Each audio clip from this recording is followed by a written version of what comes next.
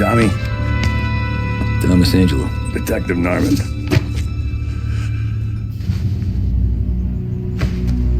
You alone? No self-respecting badges coming in here unless it's the health inspector.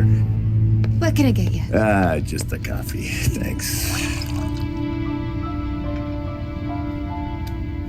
Dip your beak. No, thanks. Suit yourself. So, you said on the phone you might have a proposition for me.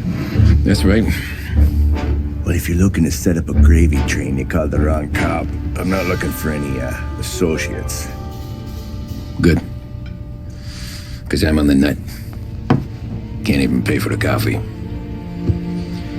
But I got plenty to trade. Well, let's hear it. How long you been in town? 3 years. Caught my teeth in Empire Bay.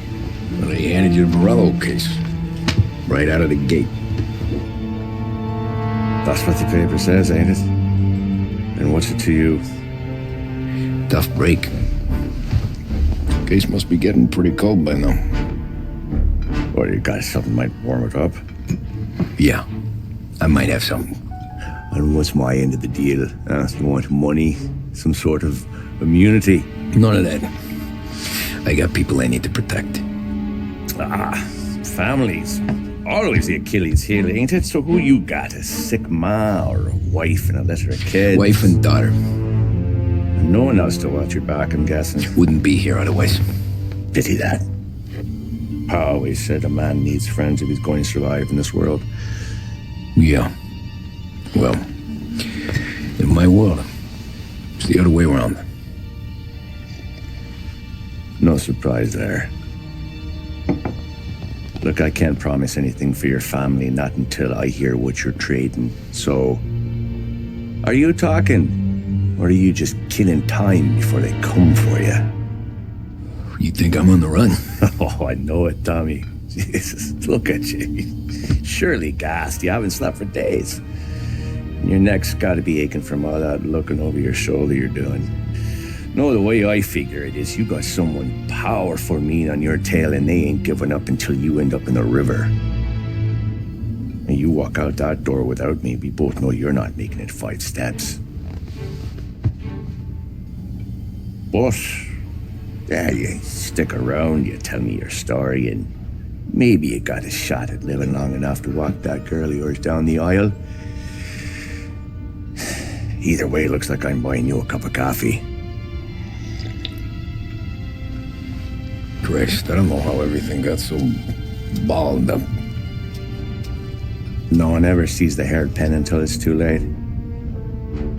But you didn't get handed a heater in the nursery, did you? No. I was a cab driver back in 30.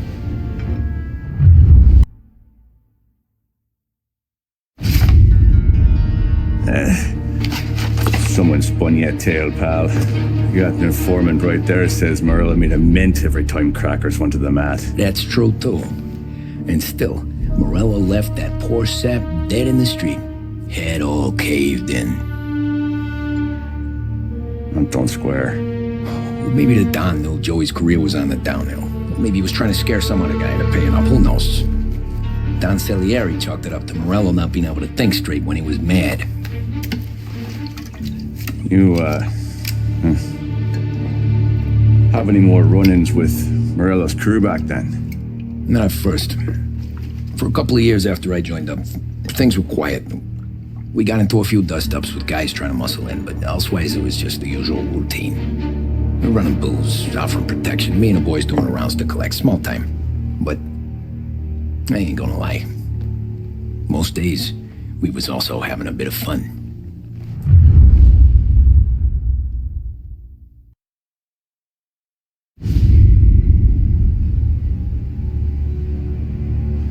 Sounds like Salieri was getting ready to make his move. Working up to it, maybe. But then, Prohibition ended, and the bootlegging business got knocked on its ass. Oh, that fighting over booze meant next to nothing. It took us a few years to recover. But when we did bounce back, boy, it was something. We took what dough we had from the moonshine and Canadian whiskey and invested it into new records. Some of them even legal. Construction, restaurants, trucking, gambling. We branched out into everything, except peddling dope. And by 35, things were looking up. We had good money rolling in on the regular. I had a wife and daughter. Sam was running a club for the Don. Even Paulie had a few records of his own. He wasn't exactly happy, but what do you call it then? Content. Yeah, that was it. And Salieri, he finally starts talking about getting out of Morello's shadow. Maybe buying our own cops, our own politicians.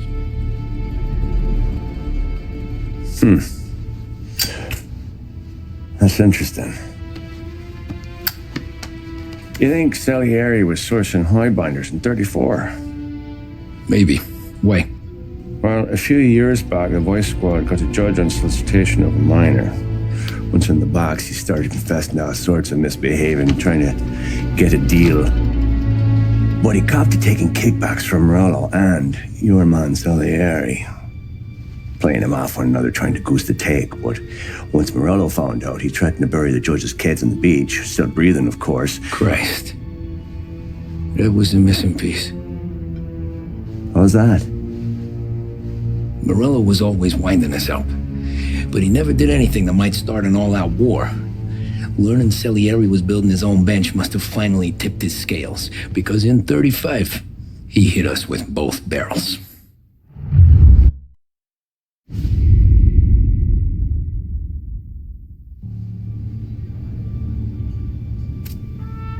You fucking phantom. I've been chasing you for 3 goddamn years. You do life for this, Tom. Maybe you in the chair.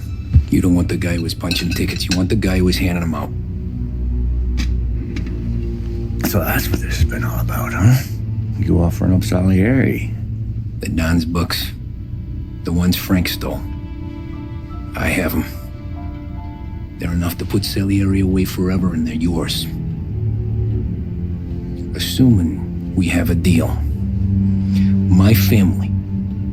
For the Don.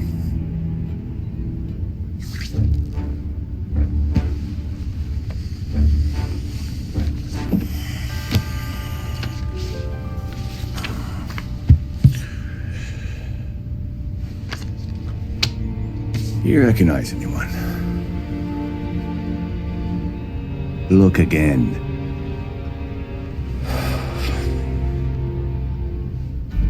Old man, that's Don Popone, 2 younger lads of Morello and Salieri. Yeah. Okay, I see it. That must be what? 1920? April. Morello's wedding. Salieri was the best man. Jesus. They're just kids. And already soldiers in Popone's mob. So what happened? How did they go from being best mates to Morello on a slab? I don't know. I didn't even know they were friends.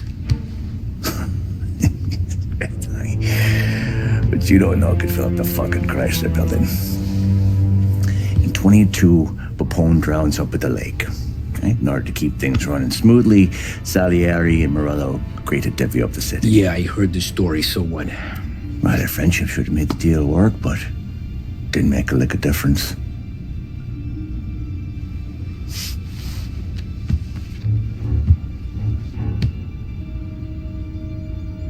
After Morello, Salieri was beaming, thinking we ran the whole damn town. Me, I was just happy the war was over. But then I got to thinking about something. What good was all of Morello's money if it couldn't protect him from a regular Joe like me? Cabbie, for Christ's sake. It only got him one thing. A great big bullseye in his fucking forehead.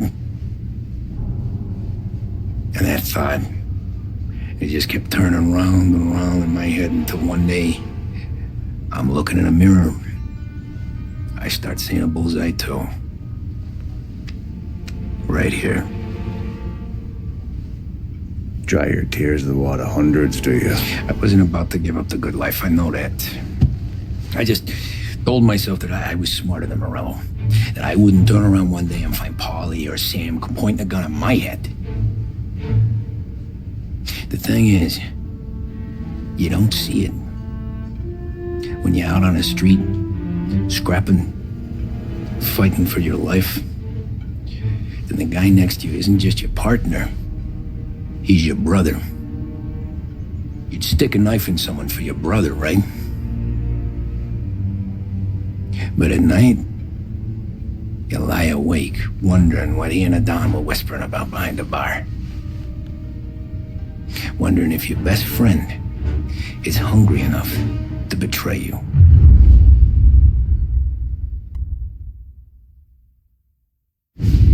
I sympathize with your situation, Tom, and I want to help your family, but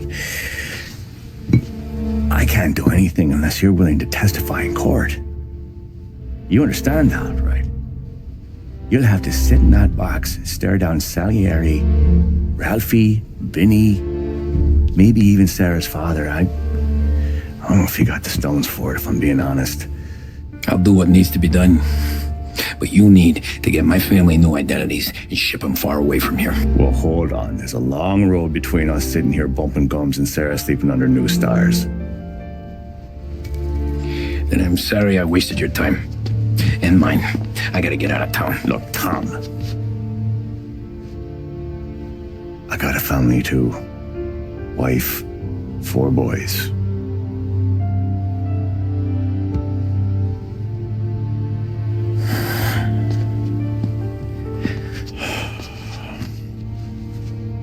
All Irish twins. Yeah.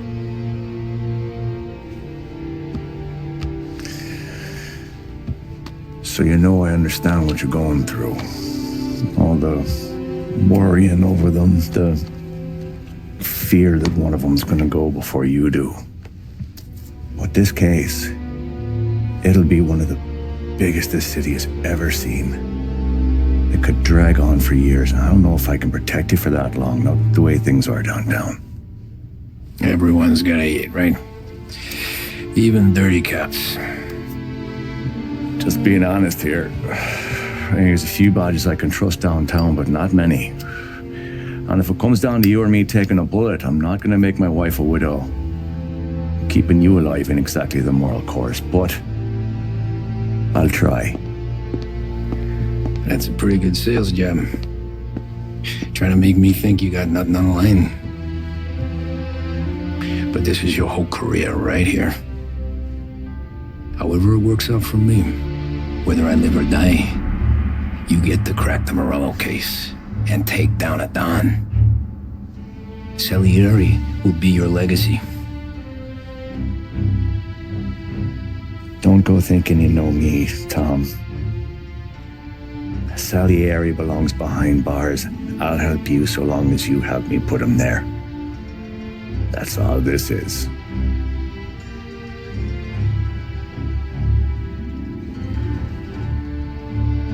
Then that has to be enough.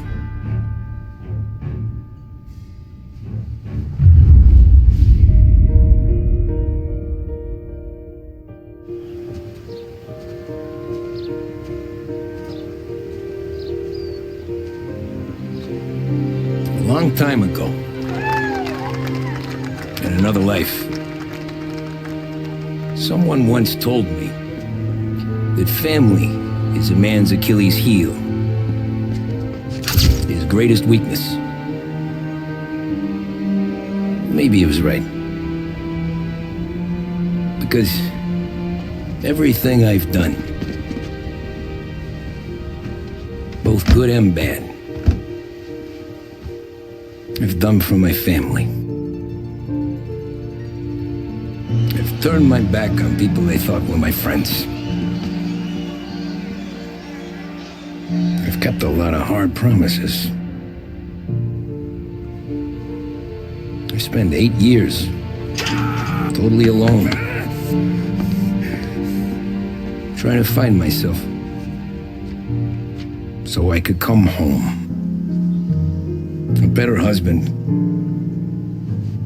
A better father. A better man. Now that I'm a lot older and just a bit wiser, I see that family is our greatest weakness, but it's also our greatest strength.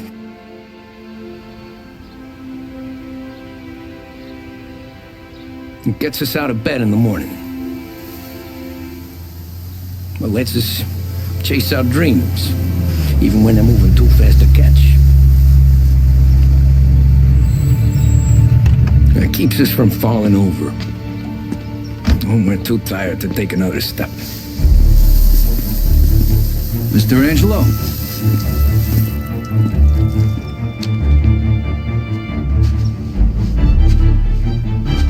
Yes.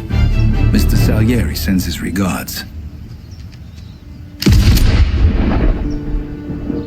Tommy!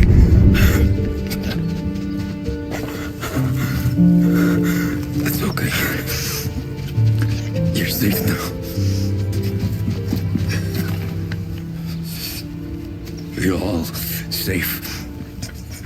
Remember that money, jobs, even best pals will come and go. But family is forever.